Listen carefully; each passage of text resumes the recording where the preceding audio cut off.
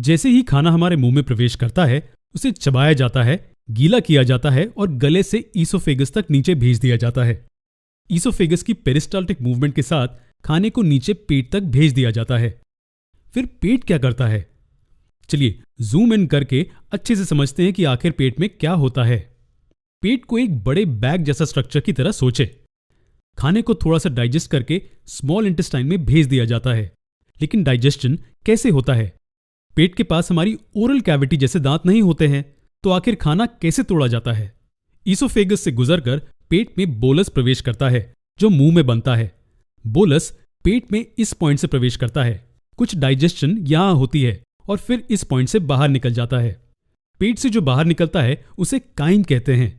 Bolus एक fluid जैसे substance में बदल जाता है, जिसे काइम कहते हैं, और उसे स्मॉल इंटेस्टाइन में भेज दिया जाता है।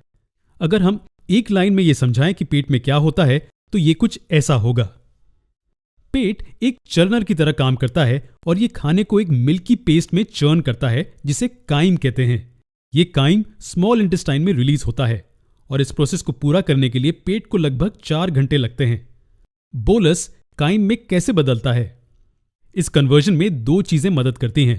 पहला, बोलस पेट में मसल के कॉन्ट्रैक्शन के कारण चर्न होता है। जी हां, इसे स्टमक में मसल मूवमेंट द्वारा फिजिकली ब्रेक किया जाता है। स्टमक का अंदरूनी लेयर रिंकल से भरा हुआ होता है, जिसे रूजे कहा जाता है, और रूजे डाइजेशन के दौरान खाने को पकड़ने और मूव करने में मदद करते हैं। मैकेनिकल ब्रेकडाउन के अलावा स्टमक के अंदर खाने का केमिकल ब्रेकडाउन भी होता है। केमिकल ब्रेकडाउन के दौरान अलग अलग न्यूट्रिएंट्स जैसे कि प्रोटीन्स और फैट्स एंजाइम्स द्वारा ब्रेकडाउन किए जाते हैं। जी हां, एंजाइम्स खाने को केमिकल ब्रेकडाउन में मदद करते हैं, और एंजाइम्स गैस्ट्रिक जूसेस में मौजूद होते हैं, जो पेट की दीवारों पर मौजूद गैस्ट्रिक ग्लैंड्स में सीक्रेट होते हैं। याद रखिए कि किसी भी तरह के केमिकल ब्रेकडाउन के लिए ऑर्गन के आसपास मौजूद ग्लैंड्स द्वारा जूसेस सीक्रेट किए जाते हैं।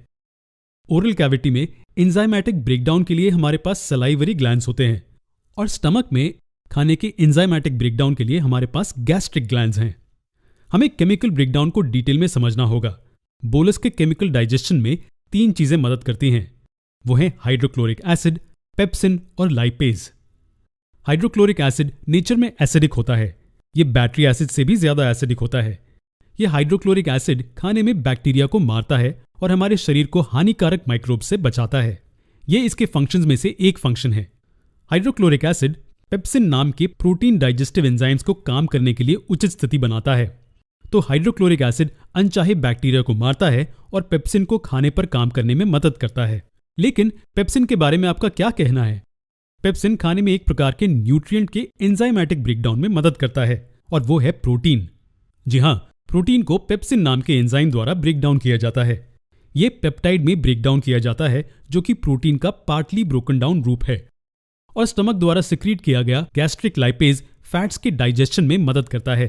तो हमारे स्टमक में खाने के केमिकल ब्रेकडाउन के बारे में ये 3 चीजें जानना जरूरी है। ये हैं हाइड्रोक्लोरिक एसिड, पेप्सिन और गैस्ट्रिक लाइपेज के रोल्स। जरा रुकिए, क्या आप जानते हैं कि हाइड्रोक्लोरिक एसिड नेचर में इतना एसिडिक है कि ये मेटल को भी डिसॉल्व कर सकता है? जी हां, ये इतना स्ट्रांग है। तो अगर ये इतना स्ट्रांग है, तो स्टमक खुद को कैसे बचाता है?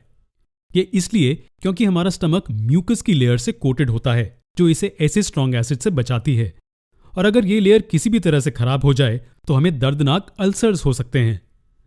डाइजेशन के अलावा स्टमक एक short term food storage facility के रूप में भी काम करता है। इससे हम ज्यादा खाना जल्दी खा सकते हैं और ये इसे बाद में डाइजेस्ट करता है। जब हमारा पेट भरा होता है तो ये लगभग 2 से 3 लीटर तक चबाया हुआ खाना रख सकता है। चलिए इसे जल्दी से रिव्यू करते हैं।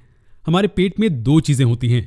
पहली, हाइड्रोक्लोरिक एसिड बैक्टीरिया को मारता है और एंजाइम्स को काम करने के लिए उचित स्थिति बनाता है, और एंजाइम्स प्रोटीन्स और फैट्स को सिंपल कंपोनेंट्स में ब्रेक डाउन कर देता है। जैसे ही काइम स्टमक को छोड़ने के लिए तैयार हो जाती है तो पाइलोरिक स्फिंक्टर खुल जाता है और काइम की एक छोटी सी मात्रा को डिओडिनम में पास कर देता है। डिओडिनम स्मॉल इंटेस्टाइन का पहला हिस्सा है, जिसके बारे में हम अगले सेशन में समझेंगे।